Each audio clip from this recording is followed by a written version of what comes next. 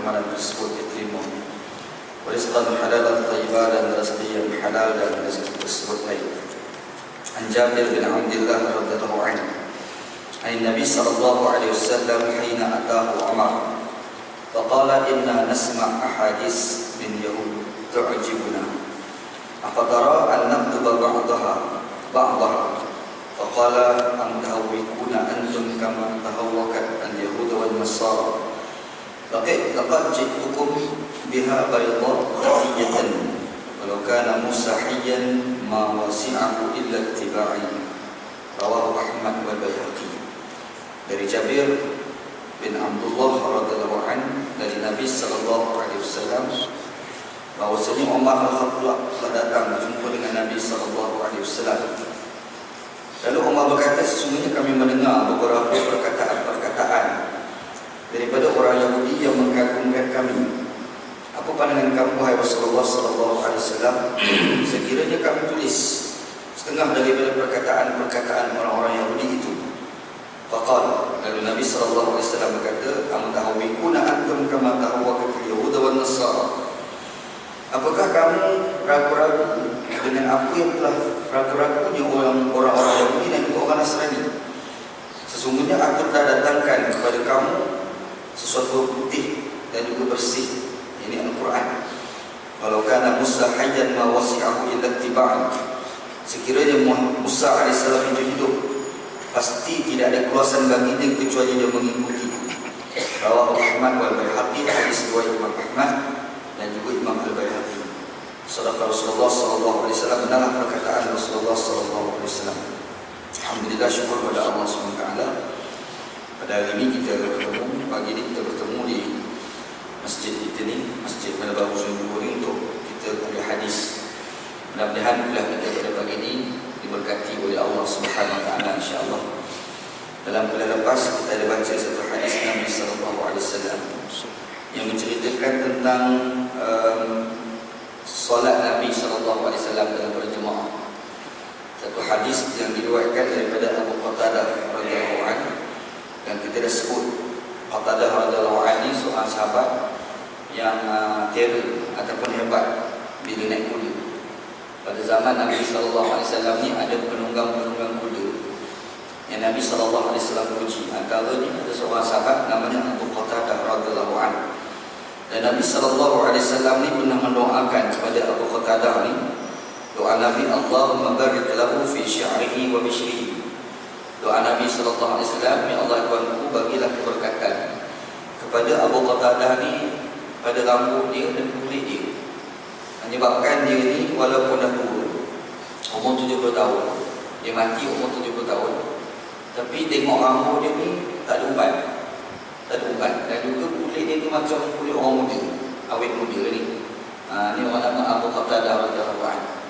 Dan Abu Qatadah radhiyallahu anhu dia diriwayatkan kepada kita satu hadis yang didengar daripada Nabi sallallahu alaihi wasallam, iaitu ketika dia sembahyang dengan Nabi sallallahu alaihi wasallam.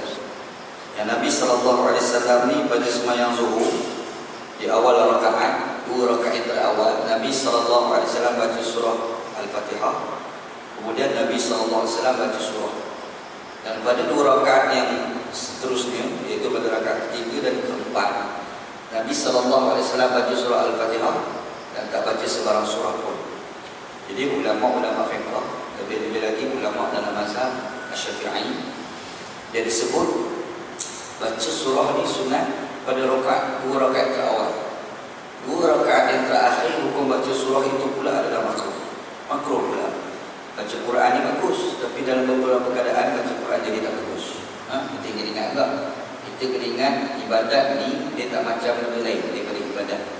Politik lain, ekonomi lain. Fik ekonomi dia kena tengok logik. Tu fik ekonomi. Ekonomi ni kita nak buka lah sistem ekonomi apa buat je lah. Yang penting jangan langgar batasan-batasan Tuhan, iaitu jangan riba, jangan tipu, jangan adalah yang batasan-batasan Tuhan tu. Tapi dalam bab fik ibadat, yang ke mana pun mesti Nabi sallallahu alaihi wasallam ajar. Akal kita kata tak logik, walaupun akal kita kata tak logik, kalau kita rasa nak buat guna akal kita, ikut logik kita, ibadat itu belum tentu diterima oleh Allah SWT. Antaranya kita sebut tadi, baca Quran dia bagus. Dia bagus, kenapa pula boleh jadi makruh? Tak tahu pula. Ada Nabi SAW kan, Nabi Muhammad hanya tekan 2 rakaat terawal baca surah, tapi 2 rakaat terakhir kalau baca surah juga hukumnya dalam makruh. Maksudnya tak baca tu pula boleh pahala, baca tu pula terkurang pahala. Itu cerita dia kan. Macam puasa ni bagus, tapi kalau 1 Syawal belajar rajin puasa juga tak bagus. Belajar rajin 1 Syawal perempat puasa ini contoh kan. Kita betul bagus, di sisi Allah Ta'ala tak bagus. Itu fit ibadat. Di ibadat ni kok mana pun mesti diajar oleh Nabi Muhammad SAW. Dan yang kedua ni kita sebut dalam bulan kita yang lepas, rakaat yang pertama dengan rakaat yang kedua ni, kalau kita baca surah, pastikan rakaat pertama tu lagi lama berbanding rakaat yang kedua. Kalau baca dalam hadis Nabi SAW, sahabat Nabi pernah sebut, Nabi SAW pada rakaat pertama ni baca sampai 30 ayat. Ingat 30 ayat tau, kita paling banyak 3 ayat. Itu rakaat pertama kita kan. Nabi ni rakaat pertama 30 ayat, dan pada rakaat kedua 15 ayat. Itu Nabi SAW. Kita ni rakaat pertama 3 ayat, rakaat kedua 1 ayat. Begitu kan. Bezalah kita dengan Nabi SAW. Dan budaya baca Quran semayang ni, rakaat pertama panjang ni, sebab kita tak ada. Tapi kalau pergi kat negara Arab ada, Pakistan ada. Masa Adam belajar Pakistan dulu, anda ingat Jamiah Abu Bakar As-Siddiq, tempat anda belajar dulu. Kalau Pak Bilal azan tu, kita tak bangkit tidur. Kita bangkit tidur bila Pak Bilal Muhammad tu bangkit. Kita Pak Bilal Muhammad, kita berbangkit, kita berwuduk, kita sempat dapat kat kamu. Cerita padang, buat cerita tu kan. Kalau buat kat sini, kita takut nanti orang datang lepas di subuh. Mesti pusing buat perangai itu. Contoh kalau itu je nak tiru setelah Rasulullah itu bahagia ni, dia pun baca 30 ayat semua tu kan. Yelah, orang datang kuliah lepas minggu dia ni semayang kat suara kan. Tapi kalau boleh buat bagaimana, itu sunnah Nabi SAW. Yang tentu kita dah kuliahkanlah, dan kuliah lepas hari ni insyaAllah mana bawa satu hadis yang lain pula. Ni kalau ada siapa nak tanya soalan pagi, yang tak hantar SMS lah, hantar SMS, ambil nombor telefon ataupun hantar kat dia WhatsApp anda lagi senang lah. WhatsApp, nombor telefon, nombor WhatsApp anda ni 0111427172. Kalau ada orang nak hantar soalan, hantar WhatsApp senang. Kalau anda tak sempat jawab kat sini pun anda jawab WhatsApp, lalu sikit. Tak ada WhatsApp kan. 011113 kali 427172. Itu nombor WhatsApp. Atau kalau ada soalan, kalau hantar kat sini payah sikit nak jawab. Tapi kalau hantar ikut nak tahu ni, senang sikit nak jawab. InsyaAllah. Right. Hadis yang saya bawa ni, kata ya, an Jabir bin Abdullah radhiyallahu anhu, an Nabi sallallahu alaihi wasallam, hina atahu Umar, faqala inna nasma'u ahadits min yahud tu'jibuna, afaqara an naktuba ba'daha, faqala amutahawwikuna antum kama tahawwakat al-yahud wal nasara, laqad ji'tukum biha bayda naqiyatan walau kana Musa hayyan ma wasi'ahu illa ittiba'i, rawahu Ahmad wal Baihaqi. Kata dia dari Jabir bin Abdullah radhiyallahu anhu. Jabir bin Abdullah radhiyallahu anhu sahabat Nabi. Nama betul dia Jabir bin Abdullah bin Amr bin Haram. Orang Arab dulu ada nama Haram. Aku pun tak faham kenapa orang Arab pun nama anak dia Haram. Ada orang Arab ni nama Haram kan? Jadi ada seorang sahabat ni namanya Jabir bin Abdullah bin Amr bin Haram. Nama tu dia tu Haram ni nama kan. Jabir bin Abdullah ni jadi seorang sahabat daripada kabilah, daripada kalangan orang Ansar, orang Madinah. Orang Madinah yang dia masuk Islam dengan bapa dia bernama Abdullah sebelum Nabi SAW ni pergi ke Madinah lagi. Dan bapa dia nama Abdullah terlibat dalam perdagangan Aqabah yang timur, dan dia pun ada masa itu dia kecil lagi. Dan kemudian bila Nabi SAW sampai ke Madinah, ada orang Madinah yang pergi sambut Nabi SAW. Antara orang sambut tu dia orang nama Jabir bin Abdullah. Jabir bin Abdullah ni nama bapa dia nama Abdullah bin Amr bin Haram. Bapa nama Abdullah ni antara orang terawal masuk Islam daripada kalangan orang Madinah, bapa dia. Dan Dan bapa dia ni orang yang terlibat dalam peperangan Badar dan mati dalam peperangan Badar. Ini bapa kepada Jabir bin Abdullah.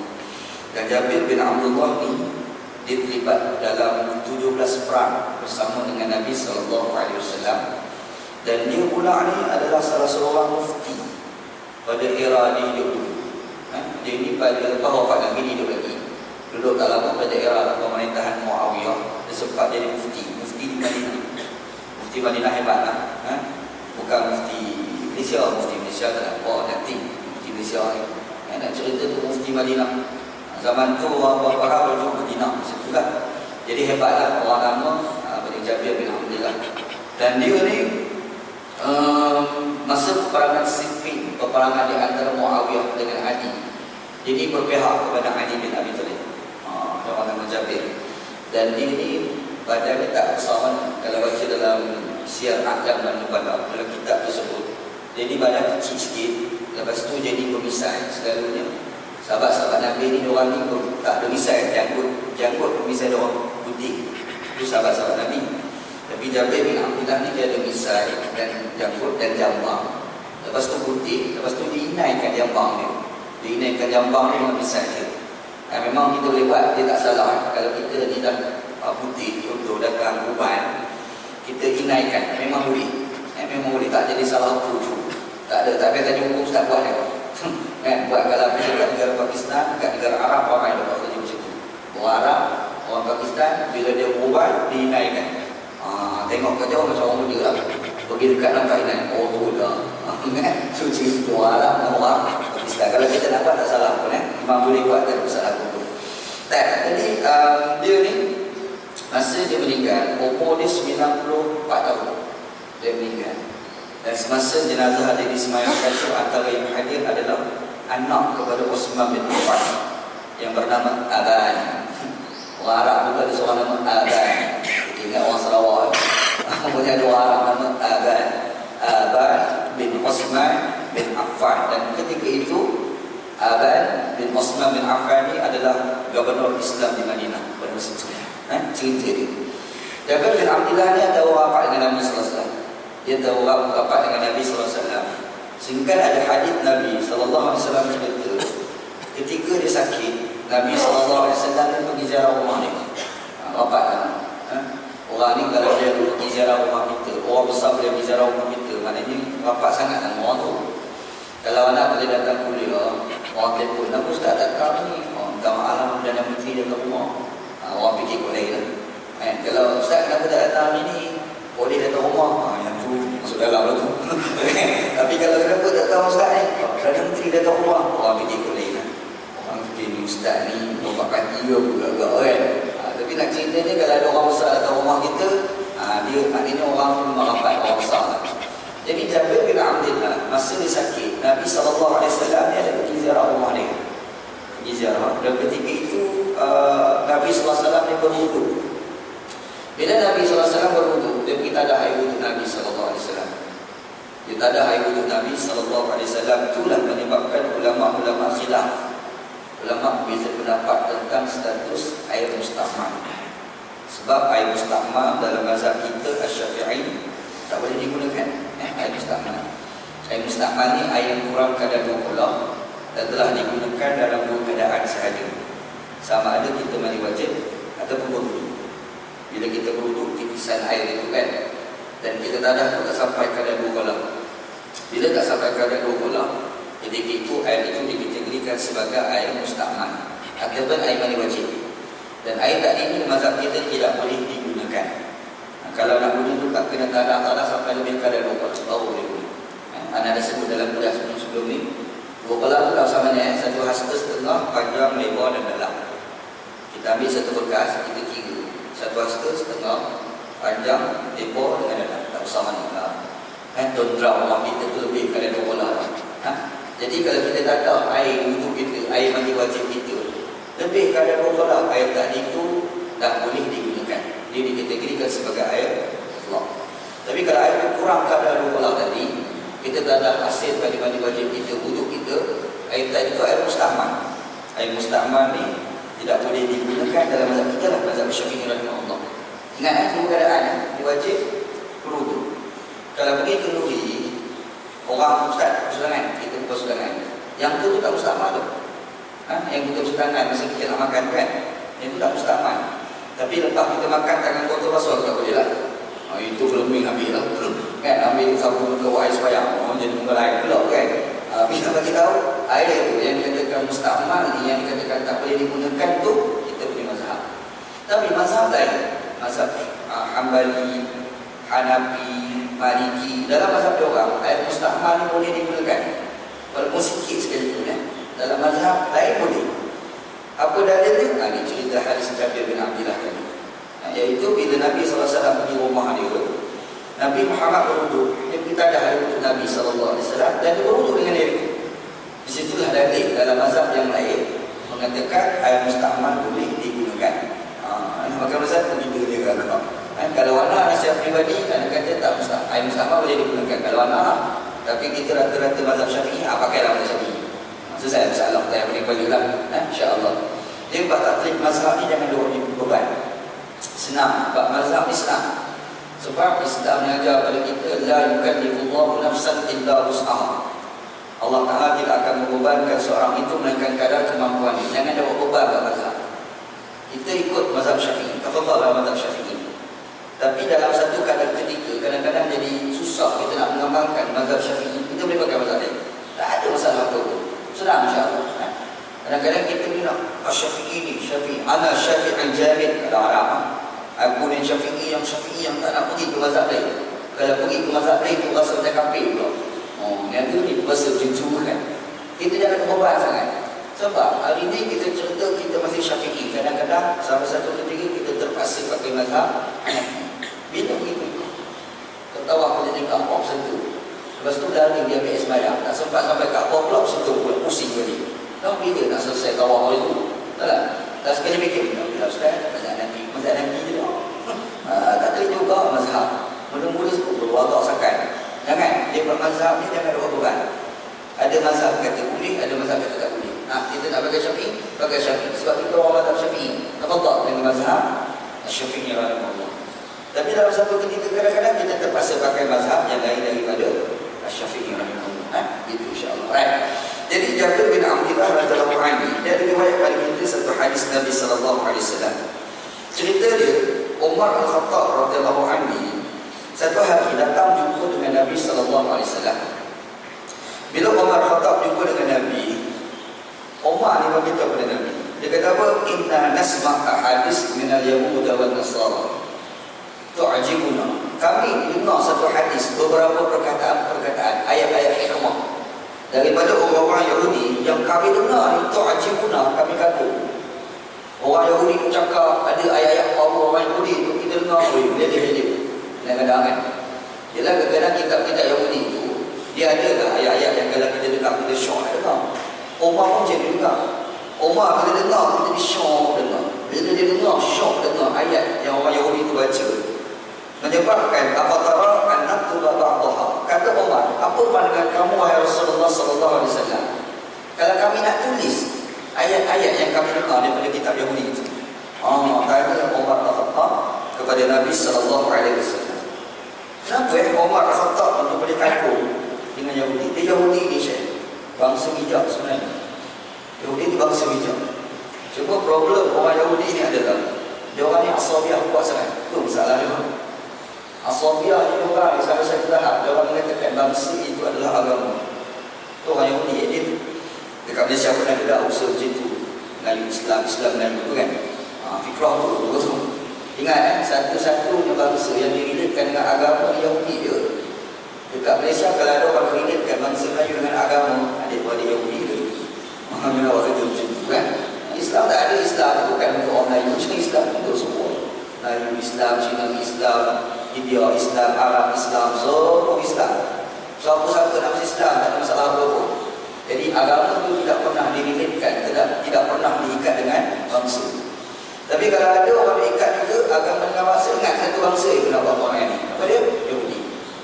Tapi walaupun bagaimanapun kita tak nafikan Yahudi ini bangsa cerdik. Betul? Dia orang cerdik. Cerdik, tambah satu lagi pula degil. Lagi pening. Orang cerdik degil payah. Kalau degil bodoh tak lagi. Degil bodoh, okey lagi kan. Tapi kalau cerdik lagi lah, tu pernah tu nak gaduh. Ni orang Yahudi. Disebabkan orang Yahudi ni cerdik. Sebab itu kita akan tengok orang Yahudi ni dia menguasai dunia. Dr. Mahathir dulu kan dia pernah sebut, Yahudi ni dia pegang dunia, dia pegang ekonomi ni secara proksi. Dulu Dr. Mahathir pernah sebut dulu kan. Mahathir kata lah, kata Mahathir kan. Tapi kalau kita tengok memang hakikat begitu. Dunia hari ni bawah cengkaman orang Yahudi. Yahudi juga. Yahudi. Kita ni walaupun orang Islam ramai tak berani nak lawan Yahudi. Punya cangkir Yahudi. Gambaran Yahudi macam ni. Tapi ada pula satu lagi. Tahan. Degil. Kenapa degil? Dia merasa bangsa dia canggih sangat. Kenapa dia rasa bangsa dia canggih sangat? No. Start zaman Nabi Ibrahim AS. Lepas Nabi Ibrahim. Start anak daripada Nabi Ibrahim. Nabi Isa AS. Nabi-Nabi itu datang daripada bangsa dia. Mana tak belakang. Start Nabi Ibrahim, Nabi Ishaq, lepas tu Nabi Yaqub. Nabi Yaqub itu bermula sejarah orang Yahudi. Nabi luas sekali. Nabi Isa AS. Nabi Isa AS itu sendiri tu bangsa Bani Israel. Last sekali baru keluar Nabi Muhammad SAW. Beribu-ribu Nabi datang daripada bangsa dia. Bila beribu-ribu Nabi datang daripada bangsa dia, dia pelagak sangat. Ini masalah orang Yahudi. Orang Yahudi dalam cerdik ni, kadang-kadang bab agama ni dia boleh buat gambar-gambar. Dia reka-reka inovatif. Bahasa orang sekarang inovatif. Kita ni inovatif buat lain daripada ibadat. Je lah. Kita ni tengok kereta, kita ni inovatif di kereta. Daripada jalan ke bawah nak jalan ke atas. Je lah, bagus. Bagus kita nak pergi kereta terbang ni bagus. Naik kereta jalan kat tol penuh macam ni, kita fikir macam mana nak mengelak daripada tol. Fikir kan. Last sekali keluarlah idea bentras tol, contoh kan. Jadi inovatif bagus. Tapi bab ibadat jangan inovatif. Yahudi dia punya inovatif dalam perkara-perkara agama ni sampai satu tahap dia boleh kata Mesir anak Allah. Itu satu bukti. Orang Bani Israel ni punya canggih, punya inovatif dalam perkara agama sampai satu tahap dia boleh kata Isa itu anak Allah. Itu jahat. Nak cerita inovatif dalam agama jadi kalau orang Melayu pun tiru boleh tak? Ada lama. Anak semalam ada orang hantar soalan dekat dalam Facebook anak. Dia kata dia tengok ada budaya orang Melayu ni separuh-separuhnya bila pergi dekat kubur dia pergi tabur bunga. Dia kata ada nas tu Ustaz. Ada nas apa? Nas Hindu ada. Buka kitab Veda ada. Kitab Mahabharata ada. Buka kitab Islam tak ada pun lah. Tak ada. Lepas tu kenapa orang lain inovatif? Ibadat inovatif orang Melayu. Orang Melayu ada tak tahu lah. Asal ibadat kita ni banyak tiru lah. Kita ni tiru je orang dulu buat kan. Takkan tak dulu tak tahu kot. Itu main buat mudah. Itu bukan. Janganlah share. Kita di Islam ni based and ilmu ni itulah sebenarnya kalau kita nak mengamalkan tentang agama, insya-Allah. Jadi kalau kita ni tanam orang mati, tabur bunga tu tak ada. Islam tak ajar macam tu. Tabur bunga tak ada. Masalah nak pacak yang tu khilaf. Nak pacak pokok tu kan, nak pacak pokok pelepah tamar itu khilaf. Ada ulama kata ada ulama kata tak ada. Nabi SAW satu hari dia pergi kat tanah perkuburan. Sampai kat tanah perkuburan, Nabi SAW ni lalu tu ada dua buku. Di kanan Nabi tu, Nabi berhenti dekat kubur tu. Nabi Muhammad SAW kata, Innahuma la yu'adzabani la yu'adzabani fil kabir. Nabi kata, orang kubur dua orang ni kena azab ni. Tapi kena azab kan ada dosa besar, dosa kecil. Apa dia? Satu tu kata Nabi SAW yang ceri alam Nabi. Yang ini mamat di batu api. Batu api mamat ni. Kata Nabi SAW.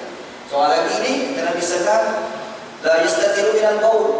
Kalau kencing ni tak berhenti cari tempat tertutup. Nak remat juga dekat luar jamban. Kita pergi ke RNR, ada yang kat luar, dia berdiri, relax kan. Dengan kencing tu kita berada, Ustaz, ada kencing tu Ustaz. Balik tu. Tengok orang tu. Tak nak cerita berlaku sungguh tau. Berlaku sungguh. Ada satu kawan kita, saya sebut nama lah, tapi duduk kat Saudi Arabia. Dia duduk kat Saudi Arabia. Jadi dia pergi RNR. Itulah RNR Jejaka Sungai Buloh tu. Anak asal lepak kat situ. Kadang kalau kuliah ke area-area sana Shah Alam, Kelana Jaya, anak akan turun awal. Pukul 3 anda dah turun. Anak akan duduk kat RNR tu, ada baca buku kat RNR Jejaka Sungai Buloh. Dekat Kopitiam lah. Dia baca buku situ. Jadi kita masuk bilik air. Ya Pak Haji tu siap pakai kopiah lagi tu. Tak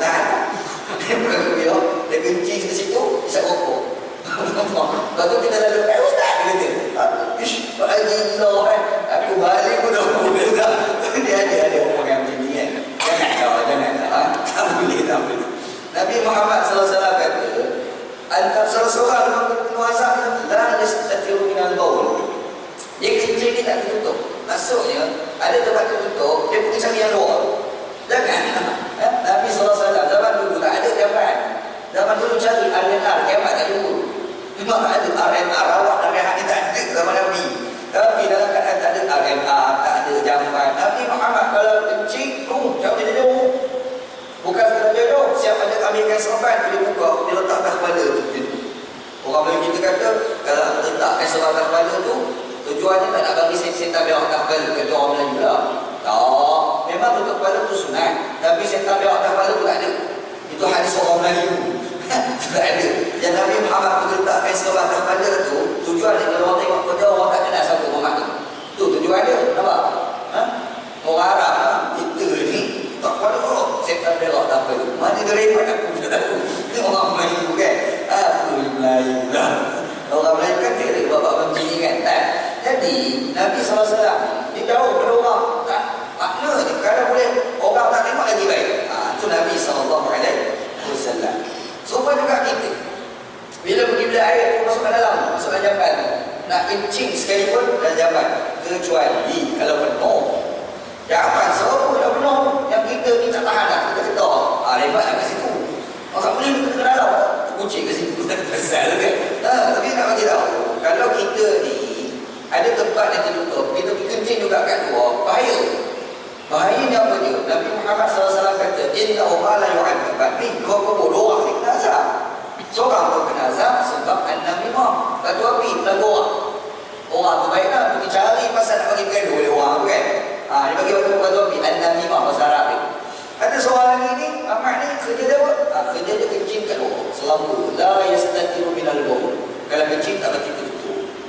Nabi Muhammad SAW bila tahu dua ni kena azab, Nabi Muhammad ambil satu pertama. Ambil pertama, Nabi Muhammad kat dua, Nabi Muhammad pacak kat dua tu. Dan Nabi Muhammad SAW bersebut kat para sahabat. Kata Nabi SAW, la'annahuma yukhaffafani ma lam bayhi basar. Kata Nabi SAW, mudah-mudahan kedua orang dalam tubuh ni dikurangkan azab selama mana pelepah tamar itu masih basah, sebelum kering kan. Kata Nabi SAW. Jadi ulama-ulama fiqh, ulama-ulama hadis bahas hadis ni. Ada ulama hadis kata yang Nabi Muhammad SAW buat ni khususiyatul Rasul, khususiat Nabi. Nabi yang boleh buat, kita tak boleh buat. Khususiat macam kahwin berempat kan, Nabi yang boleh buat, kita tak boleh. Kita sekarang cukup orang dah lebih buat. Kalau Nabi boleh 9, akan kita tulis ustaz sumpah Nabi bapak dia kan, tak boleh. Nabi Muhammad buat, tak semestinya kita boleh buat kan. Semua juga pacak tu ada ulama hadis kata itu khususiyatul Rasul sallallahu alaihi wasallam. Jadi kalau kita buat tak boleh lah, itu Nabi yang boleh buat. Satu ulama kata. Ada pula sebagian ulama yang kata boleh surah ni. Sebab apa? Dikiaskan dengan beberapa tindakan-tindakan para sahabat. Antaranya ada seorang sahabat yang bernama Abdullah bin Umar radhiyallahu anhu, anak kepada Umar Al-Khattab. Abdullah bin Umar bin Al-Khattab sebelum dengan saat kewafatan kematian dia sempat bagi wasiat kepada anak-anak dia supaya dibacakan Al-Quran di atas kubur dia. Dia bagi wasiat, dia kata ni bapak nak mati, nanti kalau bapak mati, kau ambil Al-Quran, kau baca Al-Quran kat kubur bapak. Dia bagi wasiat kepada anak dia. Jadi di situ tu mempamerkan kepada kita bila orang hidup baca Quran, berkat Quran itu, berkat kita baca Quran itu memberi juga kesan kepada orang di dalam kubur. Semua juga tumbuh-tumbuhan. Sebab tumbuh-tumbuhan semua dia berzikir dengan Allah Subhanahu wa taala. Lepas lama dia masih hidup pun dia berzikir dengan Allah Subhanahu wa taala. Bila dia berzikir, itulah yang menyebabkan kurangnya azab orang di dalam lubang. Bukan ada pendapat. Jadi kita dalam letak tu khilaf di kalangan ulama. Ada ulama kata tak payah, ada ulama kata boleh letak. Ulama yang kata tak payah tu kenapa? Dia kata itu khususiat Nabi sallallahu alaihi wasallam. Ada ulama kata boleh buat. Sebab apa? Sebab dia kata berkat bacaan zikir, berkat bacaan Al-Quran boleh mengurangkan asap dalam kubur, dan semua tumbuh-tumbuhan ini pun telah berzikir, maka berzikir dan tumbuh-tumbuhan itu juga boleh mengurangkan asap orang di dalam lubang kubur. Berlakulah perbincangan di kalangan ulama. Nampak insya-Allah. Tak ada masalah apa pun. Tapi kalau dah berbuka, dia kata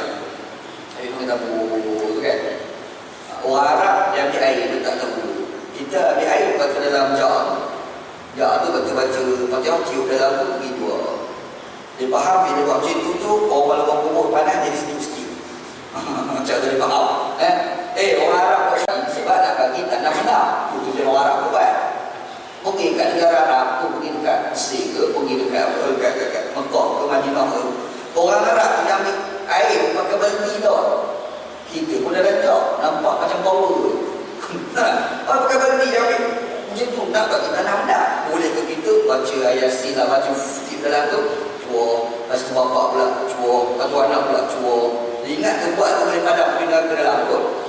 Tadi ini Melayu tu. Itu bukan adalah Nabi Muhammad SAW. Lepas tu kenapa yang ada buat macam tu? Inovatif dalam ibadat orang Melayu. Tak ada. Inovatif ni tak ada dalam ibadat. Jadi inovatif ni mesti selain daripada ibadat. Selain daripada tu, kalau inovatif tak? Politik kita nak inovatif. Buatlah. Zaman Nabi Muhammad SAW tak ada apa yang bukan sebagai Menteri Kewangan. Kita nak buatlah. Apa masalah? Ini berbicara Ustaz, sistem Menteri Kewangan ni bid'ah. Mampu ini bid'ah, sistem Menteri Kewangan. Kalau kau tak buat Menteri Kewangan, siapa nak urus kewangan? Zaman Nabi Muhammad memang tak ada. Tapi kalau kita nak buat bab politik, boleh inovatif. Tak ada masalah. Tak ada masalah. Senang insya-Allah. Tapi dalam bab ibadat tak ada inovatif, tak ada. Kau tak boleh nak pandai-pandai dalam bab ibadat. Bab pakaian inovatif lah. Nak pakai baju ni, orang suka jubah ni, jubah zaman Nabi SAW ni, jubah bukan macam ni tau. Adalah jubah zaman Nabi SAW. Sekarang ni jubah dah ada kola tebal. Macam tadi tu ada ni, boleh letak mikrofon di situ kan. Zaman Nabi Muhammad mana ada semua-semua ni. Kita rasa kita nak buat, buat je lah. Rasa nak buat poket 12, nak buat je lah. Tak ada masalah pun.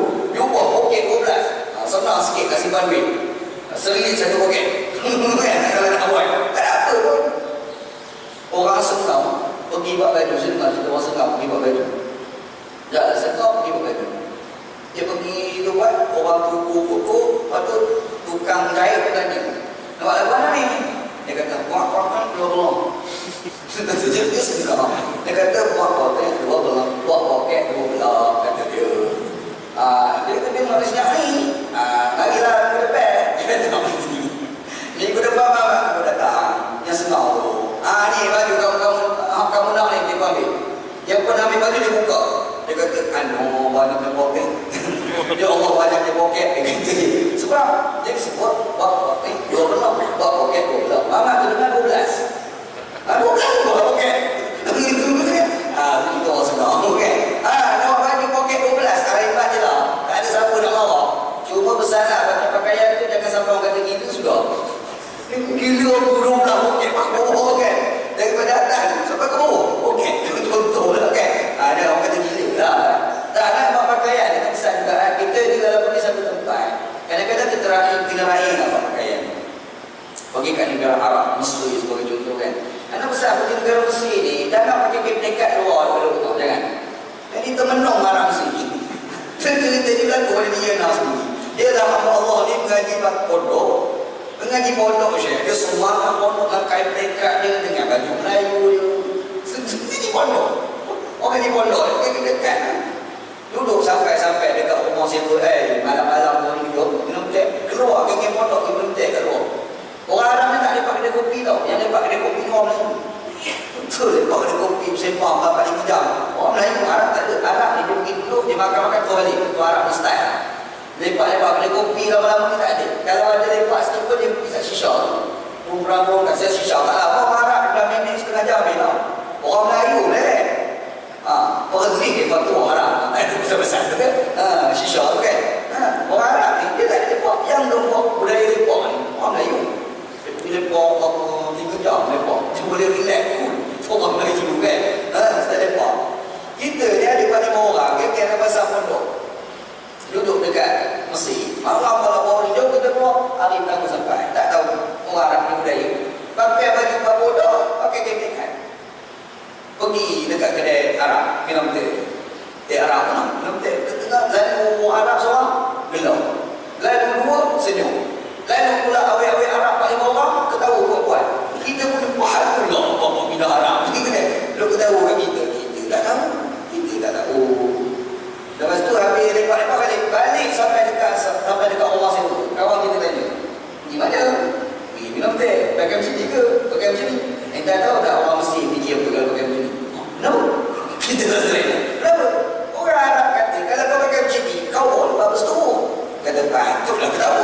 Kita orang Arab, kita dapat pakai, kita ragu juga.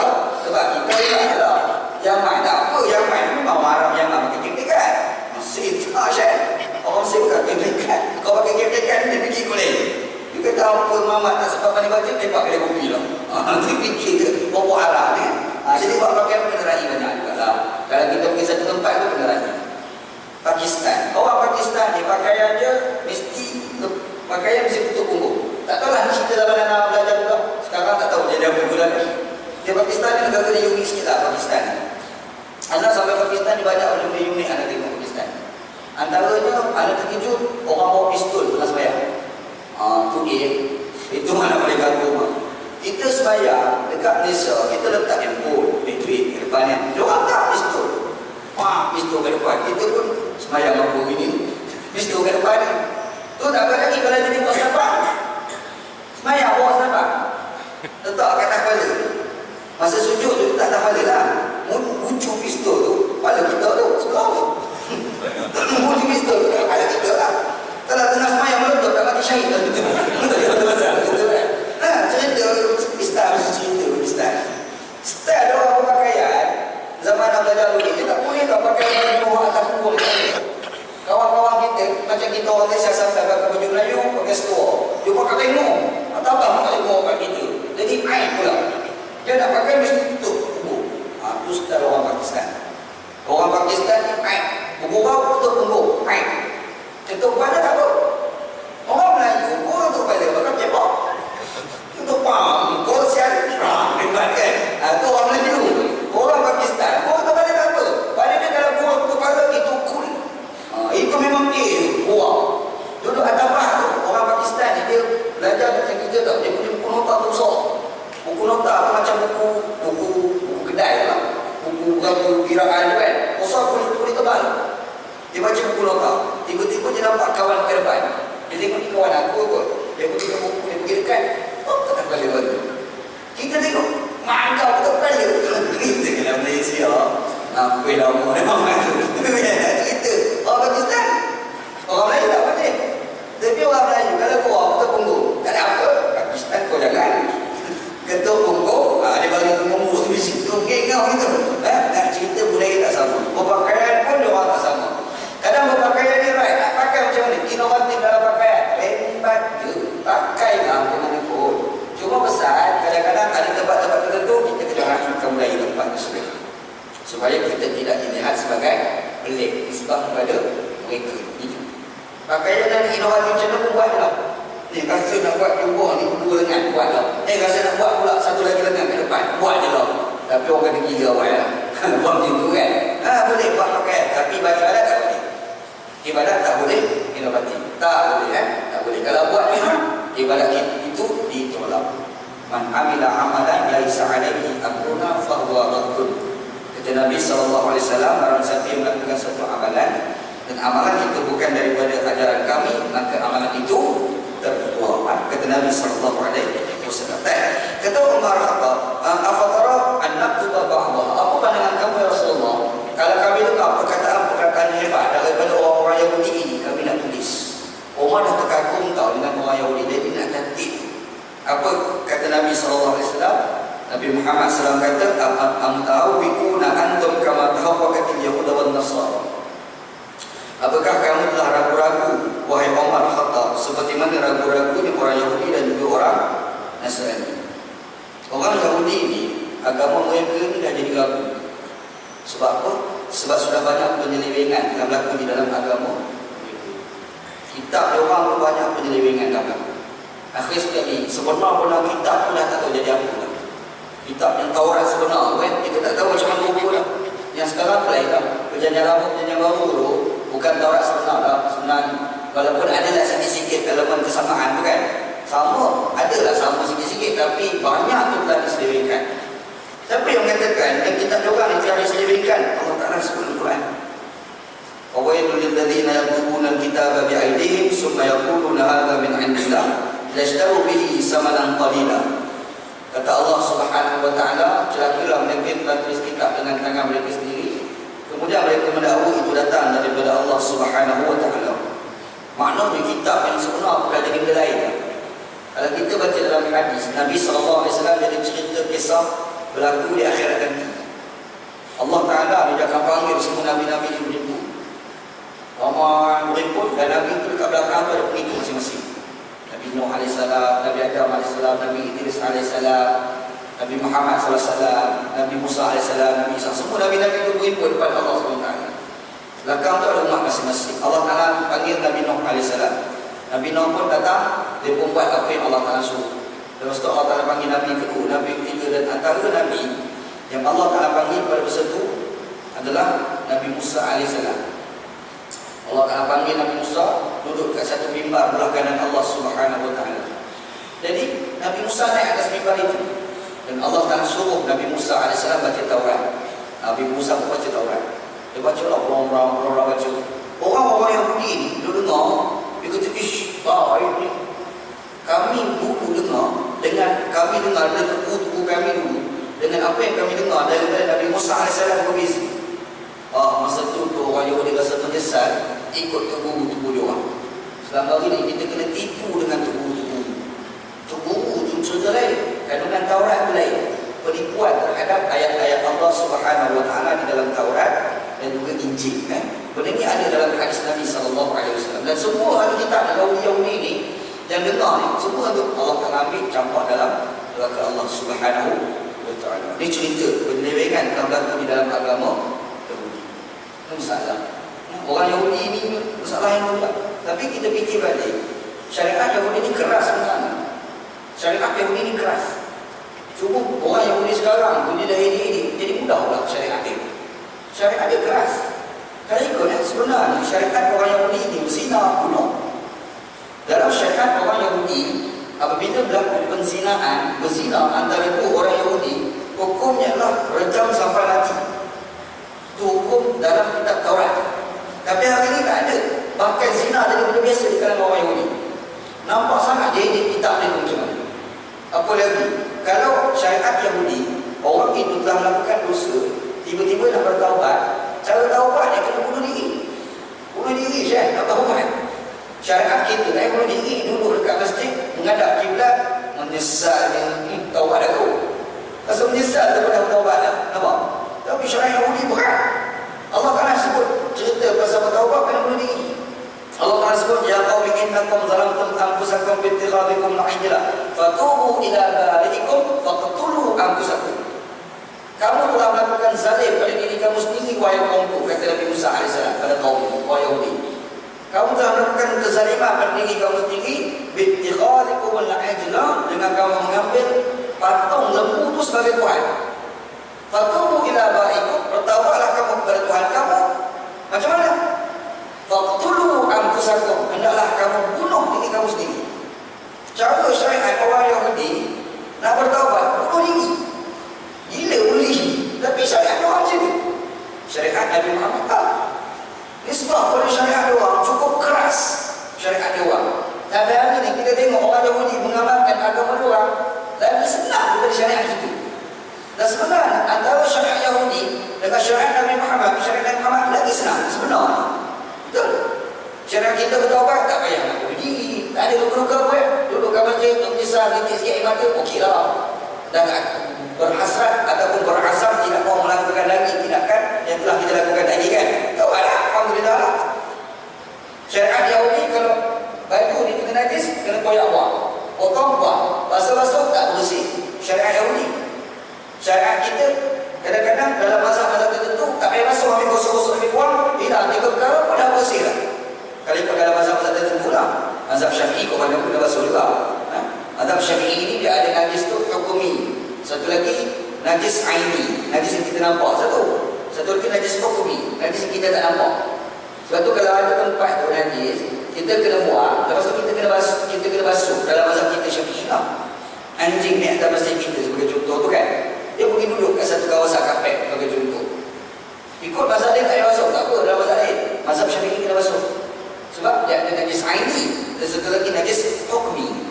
Anjing duduk kat situ tu walaupun kita tak nampak, tapi tempat tu kena basuh juga. Itu dalam mazhab kita lah, mazhab Syafi'i rahimahullah. Nampak? Ingat yang kita basuh ni antara anjing dengan yang kedua. Kalau tangan kita pegang anjing, tangan kita kena basuh. Tapi Tapi tangan kita yang pegang dia, lepas tu kita bersalah orang yang bersalah kita tak payah masukkan dia. Itu cara masuk najis tu lah. Gitu. Tapi kita dapat gambaran, sebenarnya syariat Yahudi ini memang keras. Tapi apa yang berlaku, syariat orang yang penuh dengan keraguan. Itu syariat orang Yahudi. Tiba-tiba Umar Al-Khattab yang nampak syariat Yahudi yang ragu-ragu tu pun, dia rasa terkagum dia nak tulis.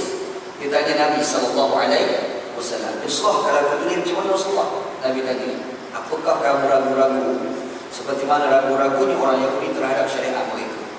Lalu Nabi SAW kata, laqad ji'tukum biha bayda naqiyatan. Aku ni bawa Islam, dan Islam yang aku bawa ni putih bersih. Putih bersih pula, kata Nabi SAW. Dan kata Nabi SAW lagi, walau kana Musa hayyan ma wasi'ahu illa tiba'i. Kalau sekiranya Musa AS ni hidup, tidak ada peluang bagi Nabi Musa AS kecuali dia kena ikut. Kena ikut Nabi Muhammad SAW. Faham tak kan? Nabi Musa AS ada kitab sendiri. Dia ada kitab namanya Taurat. Dalam keadaan dia ada kitab sekalipun, kalau dia berada di era sekarang, dia tak boleh mengamalkan kitab ni.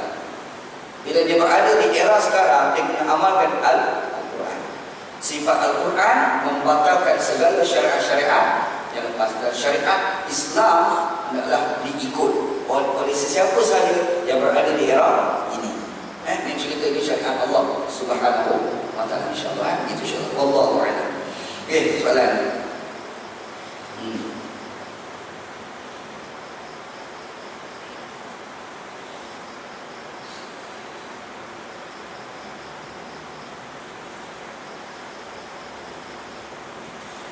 Soalan yang pertama, masalah sembahyang jamaah. Bolehkah sembahyang selepas sembahyang Jumaat jamaah asar? Yang kedua, bolehkah jamaah takhir isyak dan maghrib di rumah sendiri selepas tamat musafir? Right. Yang pertama, soalan dia kata, bolehkah sembahyang selepas sembahyang Jumaat jamaah dengan asar? Anak banyak kali dah sebut kat sini, tapi tak apalah, orang tanya jawablah. Sebenarnya jamaah antara Jumaat dengan asar ni ulama khilaf. Pendapat ulama yang paling majoriti, yang paling ramai dan yang paling kuat mengatakan tidak boleh jamak antara sembahyang Jumaat dengan asar. Ini pendapat yang majoriti lah, kebanyakan ulama. Dalam majoriti Syafi'i, majoriti Hanafi, majoriti Hambali, Maliki, semua mengatakan sembahyang Jumaat tidak boleh dijamakkan dengan sembahyang asar. Kenapa? Sebab ibadat ni dia mesti apa yang dibuat oleh Nabi. Kalau Nabi tak buat, kita tak ada buat. Gitu kan? Dalam sejarah hidup, hayat hidup Nabi SAW, tak ada sekalipun Nabi Muhammad menjamakkan antara Jumaat dengan asar. Tetapi ada ulama lain, golongan minoriti mengatakan boleh. Antara ulama yang mengatakan boleh itu namanya Al-Imam Tajuddin As-Subki. Ini Tajuddin dia As-Subki lah dia. Imam As-Subki lah orang panggil, nama benar Tajuddin As-Subki. Al-Imam As-Subki dia mengatakan boleh menjamakkan di antara Jumaat dengan asar. Boleh. Sebab apa? Sebab alasan dia, Jumaat ni adalah ganti bagi Zuhur. Bahkan antara ulama yang mengatakan boleh ni dalam kitab Fiqhul Manhaji. Fiqhul Manhaji ni kitab mazhab Syafi'i yang kita mengaji kat sebuah masjid lah. Mustafa Poro, nama penulis kitab kan. Dalam kitab itu juga mengatakan kita boleh menjamakkan di antara Jumaat dengan asar. Alasan dia apa? Alasan dia kata sebenarnya sembahyang Jumaat itu ganti bagi sembahyang Zuhur. Nampak? Jadi macam mana nak pakai kan? Macam nak pakai. Aku dah cerita dulu. Masalah apa pun insyaAllah. Itu satu. Yang kedua, bolehkah jamak takhir isyak dan maghrib di rumah sendiri selepas tamat musafir?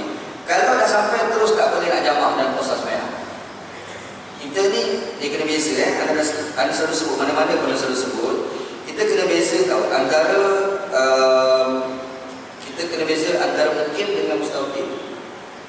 Ana ni duduk kampung Seridah. Ana mustaqim Seridah.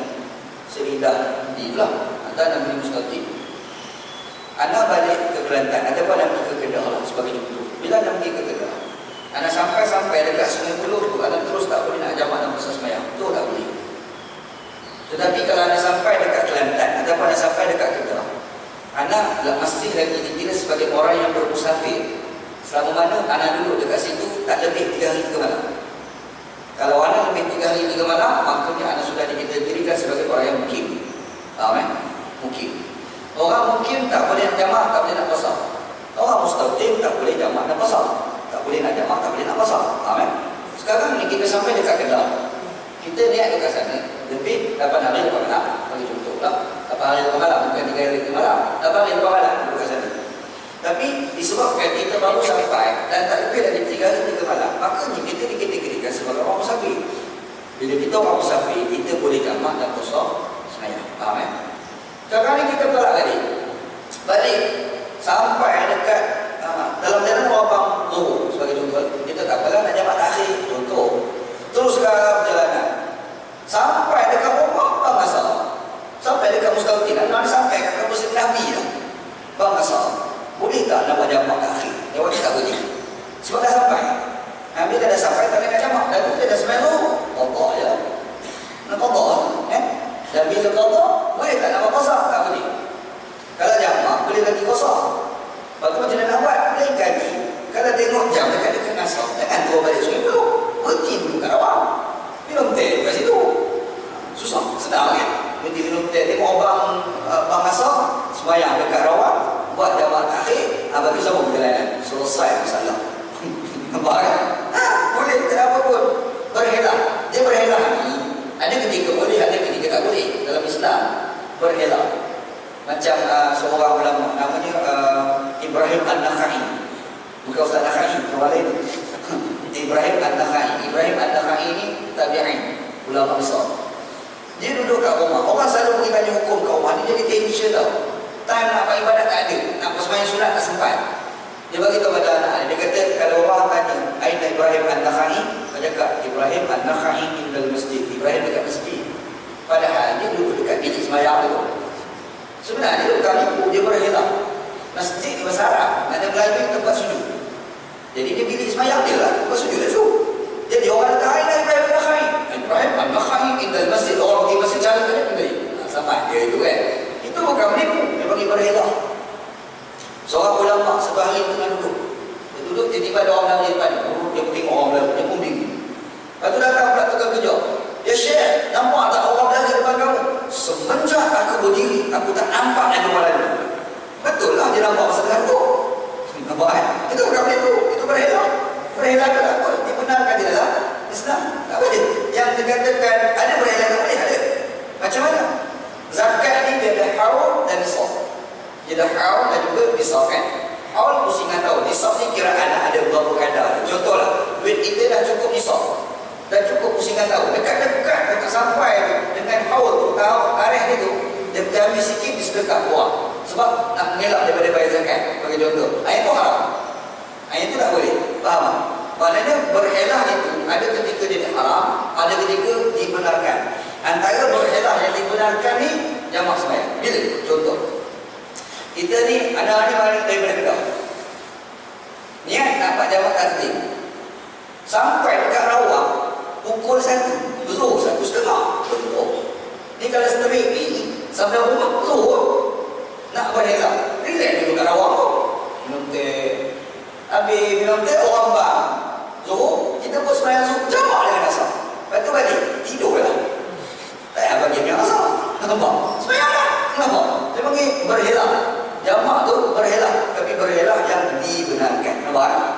Mudah tak ada apa. Tengok beban Islam. Islam kan susah mana pun. Islam ni boleh senang insyaAllah. Right? Okey, yang kedua.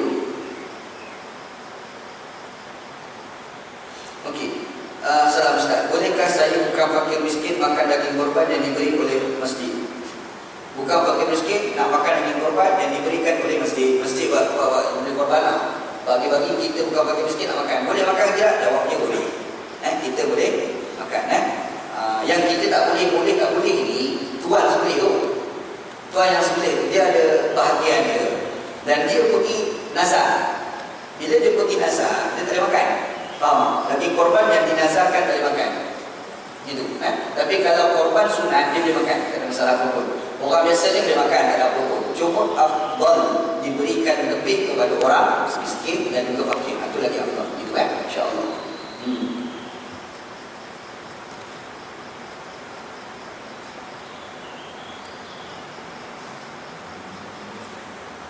Okey, soalannya air mustahmal kalau air dalam bekas kurang satu kolam tetapi dibuka dalam buku TUS, kalau bekas itu tercemar, adakah masih dikira sebagai musta'mal? Okey, air berhenti tak usah, tak sampai lupa lah, berhenti. Kita celup air sembahyang dalam tu, tapi air pipe tu kita selalu buka, pusing ke air itu kan. Jadi bila air tu pusing, kita berwuduk kat dalam tu celup. Adakah air dalam berhenti tu jadi musta'mal? Jawabnya tak musta'mal. Sebab air itu sudah mengalir. Faham Bila air itu sudah mengalir, maka tidak timbul lagi masalah musta'mal. Yang timbul musta'malnya adalah air tak mengalir. Dia bertakut, satu bekas. Yang air itu kat dalam tubuh dia, kita celup. Yang tu yang dikatakan sebagai air musta'mal gitu. Masalah yang timbul adalah bekas tu kotor. Bagi contoh, kotor tu kan apa? Kalau kotor kerana tanah tak apalah. Tapi kotor tu kerana lagi tak boleh lah. Dia bukan cerita musta'mal lah, dia bukan cerita mutlak lah. Dia dah jadi air najis. Air najis pula situ. Itu insya-Allah. Ada lagi.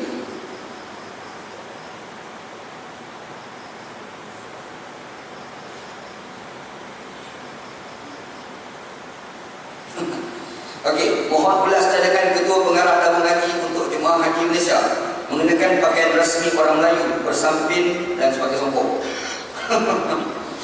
Adakah dikira berpakaian pelik berbanding budaya orang Arab? Okey, sekarang ni ada orang bagi cadangan kita pergi ke Mekah pakai baju Melayu pakai songkok. Arab tengok dia terkenal Arab. Ni geng mana pulau ni. Syekh tak payahlah. Kita tak payah nak pertahankan pakaian kebangsaan kita sampai dekat negara Arab pun kita nak pakai nanti Arab tengok ni geng mana pulau datang. Tapi kalau nak pakai tak salah. Cuma takut Arab ketahui. Itu je lah. Tapi kalau nak pakai itu tak salah. Dan cadangan ni pada anak pada anak mencadangkan pergi ke Mekah buat ibadat haji ataupun umrah, pakai songkok, pakai baju Melayu, pakai samping, pada anak cadangan bangang. Ada kecil. Tak payahlah. Tapi kalau kau nak pakai je lah. Tak salah pun, tak haram pun di dalam Islam. InsyaAllah. Aduh, Allah Rabbi. Macam cadangan. Dah macam tak ada cadangan benda lain. Okey, wallahu a'lam. Sallallahu ala sayyidina Muhammad wa ala alihi wa sahbihi ajma'in. Walhamdulillahi rabbil alamin. Bismillahirrahmanirrahim. Alhamdulillahi rabbil alamin. Wassalatu wassalamu ala asyrafil mursalin wa ala alihi wa sahbihi ajma'in. Allahumma rabbana ilman nafi'an, ya Allah, Tuhan kami, rizkikan kepada kami ilmu yang memberi manfaat, wa amalan salihan, wa taqabbalan, dan amalan yang salih, dan amalan tersebut diterima, rizqan halalan tayyiban, dan rezeki yang halal, dan rezeki tersebut baik.